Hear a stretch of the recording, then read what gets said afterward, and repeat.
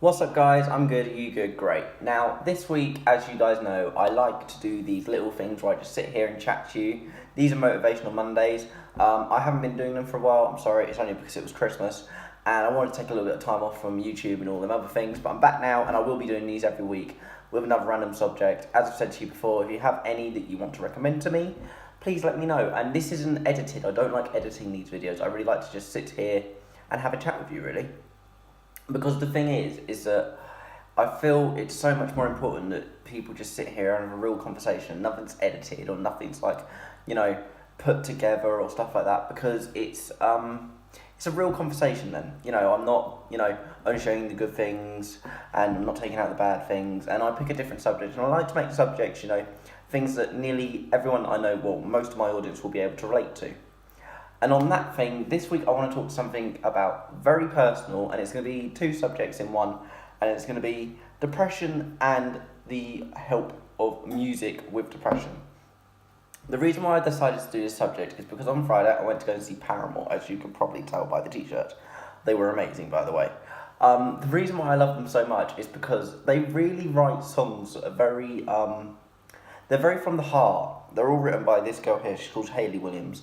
And in the last 2 years, she's gone through a divorce and she's been diagnosed with chronic depression. The title of the album they released last year was called After Laughter, which I thought was really interesting. And the songs that they've released have really struck a chord with me. And I really wanted to talk about that because depression is such a hard thing to live with. I don't know if you guys know, but I personally live with it as well. And you have good days and you have bad days, and you never know which one's going to be what. I mean, today I'm having a good day. Yesterday wasn't a great day for me. And I don't know how I'll be tomorrow. But I love listening to music. It's always helped me, and it's just helped me get away from the world. And I can relate to other people. And I'm so happy that so many artists these days that I listen to talk about this, because it is such a big subject, and as much as it is getting more and more talked about now, I don't feel like it's being talked enough yet. I feel like it really needs to become one of those things where it's a genuine conversation, where there's no taboo to it. There's no oh, you can't say that, or it's a bit of a dark subject. It's a genuine subject. I mean, it's 1 in 5 people live with depression these days. That's the facts for you. And it's not something that is not common anymore. It is really common. So why it's looked as something strange or weird still, I don't understand. So I'll give you a little backstory on me. I got diagnosed with depression just about 1.5 years ago, nearly 2 years ago now. And it's been really hard. I go in and out. I've had very good days, very bad days. And the thing is, I can be absolutely fine one day and then feel awful the next. And the feeling of depression, it's really hard to describe, and it's different for everyone. But for me, sometimes it feels like I'm really trying to make myself happy, and the size of my walls is like 2 brick walls, pushing away all the negativity and just making me just see this black space where there's nothing positive in it, and I just feel down. And I'm usually quite a lot of it as I feel fatigue, and my body aches, and I just don't want to do anything. I want to hide myself away from the world.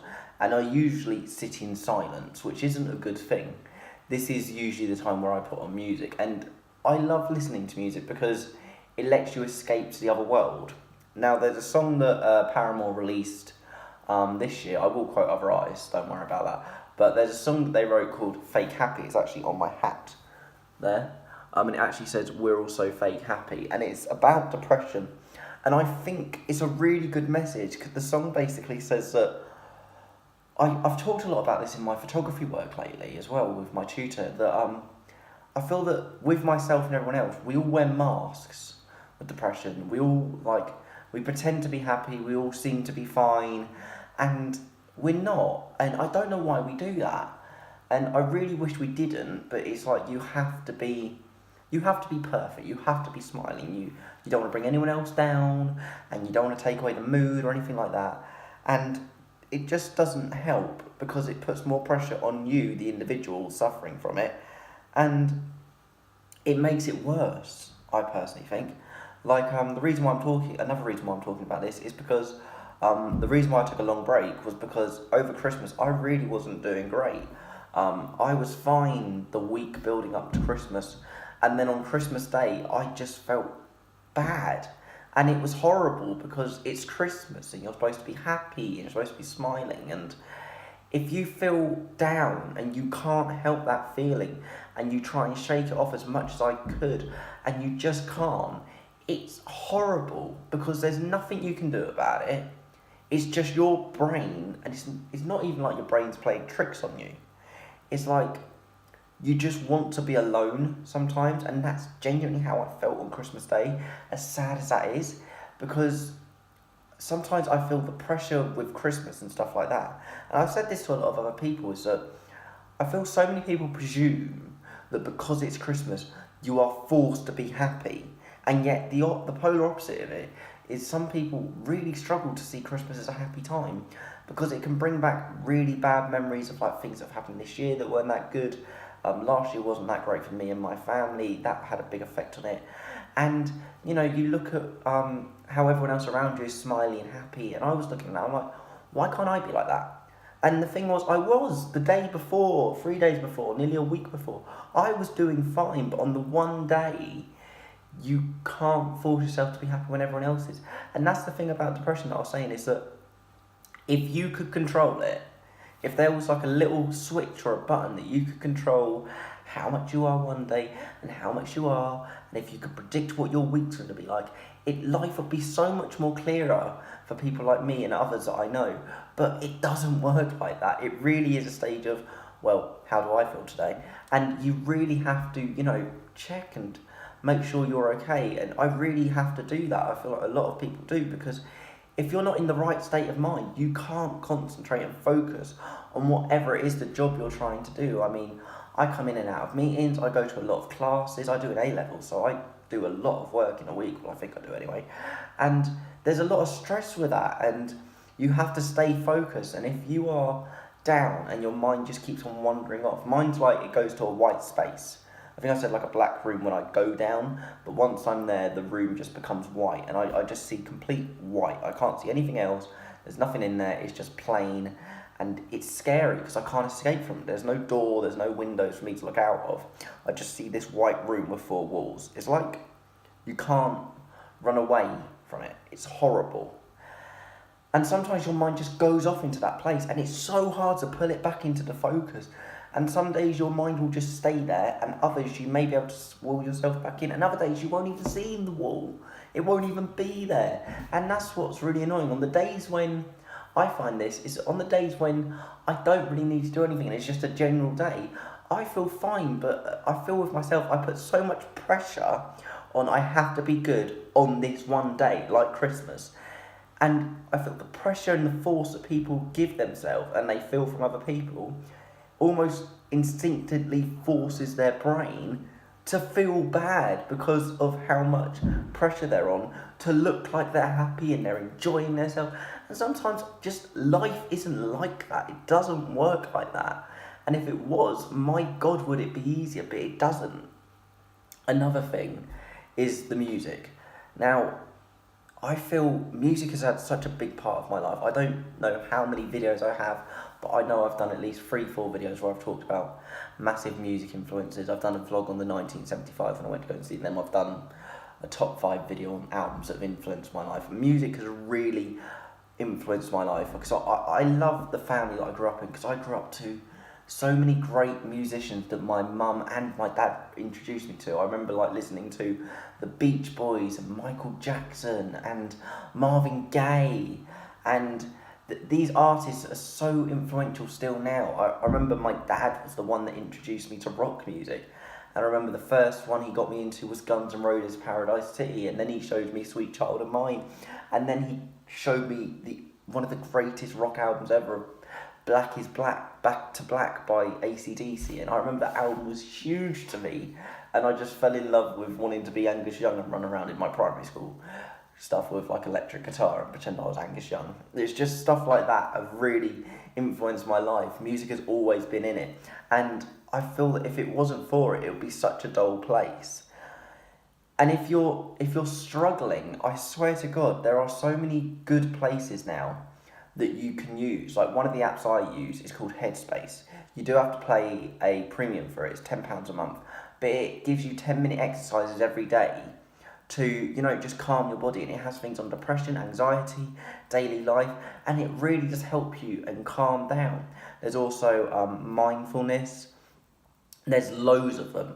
And the other thing I was going to say is, if you are like me and you like music as well, type in a mood on like Spotify. I have Apple Music, but Spotify, Apple Music, YouTube. Type in the mood you feel, and sometimes it is good to just, you know, listen to a really sad song and just let it all out, because it lets you escape and it lets you get all that emotion out. And I personally do it with bands like Paramore, as I said, the 1975. I can't tell you how many times I've listened to the album that came out 2 years ago called I Like It When You Sleep, because you are so beautiful yet so unaware of it. That album I don't think has had so much of an impact than any other album in the last 2 years I've heard, because it is just, they sing about a couple that go out and one of them is suicidal. They sing about the political state and how the LGBT community is still getting avoided. It talks about how people are taking drugs but they don't want to. It talks about depression. It talks about anxiety. It is such a clever album to listen to. I was going to say such a clever song, as you probably nearly heard me say. But the whole album collectively is just so emotionally put together with such hiatus that it honestly to me just sums up so much of the stuff I've been through and so much of the stuff I will go through, and I can still go back to that album. And it's the same with After Laughter, is that with this album is that you can listen to songs like Hard Times and you can hear it and it will be like a really poppy song, but then you listen to the first few lyrics and you realise that it really is actually about depression and about you just want someone near you. The first lyrics are, all that I want is a place sometimes and you to tell me that I'm alright and that I ain't gonna die. All that I want is a hole in the ground and tell me when it's alright for me to come out. I mean, them lyrics are so profound and so well put together that you listen to the poppy bass track behind it, you think, oh, that's a really nice song. But there's so much meaning behind lyrics that I think people don't realise, that every song has a story, and if you take enough attention to it, you'll realise what the artist is trying to say. And maybe I'm just sounding like I'm blabbing on here, and I don't know if it's just me, but if you feel like you feel the same, that you honestly tell me, this is the whole point of me doing this. I'm trying to motivate you, but I'm also trying to talk to you about real subjects and real life and things that we all go through. And yeah, I want to motivate you, but some days I'm going to feel bad as well. Everyone does. We all have bad days, we all have good days, but if we can remember and learn ways to help us conquer them bad days, them good days are going to seem 10 times more better, because you would have got through what you have. And that's another thing, you've got to look back at what you've achieved, because if you don't look at what you've achieved, you won't realise how far you've come and what you still have left to conquer in your life. As I say, life is like a game of poker. You never know what cards you are going to be handed, but it is your choice in how you play the game. You may be handed a really, really bad card, but if you can learn to, hold that card with you and learn to work with it, it will make the other 3 aces in your hand seem so much better than the 1 jack, because it really does help if you can learn to play the game of life within a way that it will, not that every card will be perfect, but it will be a game of your choice. You don't get to decide which cards you get, but you get to decide which way you want to play it. That's the point I'm trying to get across here. Anyway, I'm going to stop rambling on. I hope I've got across a message. I really wanted to just sit here and, let out all these emotions and just talk to you. Maybe I'm the only one that feels like this, maybe I'm not. If this video has helped you, give it a thumbs up, share it, show your friend, and if you have subjects you want me to talk about, again, I still haven't done anxiety. I still haven't done, motivating yourself. I've done some things on saying thank you, and I feel like there's still so much other things to discuss that we can do in this group. So share this video, like it if you do, show it to friends. If you know someone, honestly, if you do know someone that has depression and you think this video might help them, just like 2 minutes of it, please share them, because you wouldn't believe how much a 2-minute video or someone that understands what you're going through will make such an impact to someone else. Because honestly, with this subject, it really is a case of you feel like you're alone. And the point in me making this video is to say, if you are feeling the same way I am, or you know someone that is, you're not alone, neither they are. And we're all here together to live through this long show opera, which is called life. And we don't know what's going to happen in the second act, but we can just play it the best we can. Thanks so much for watching. I hope you've enjoyed it. I'll see you next week.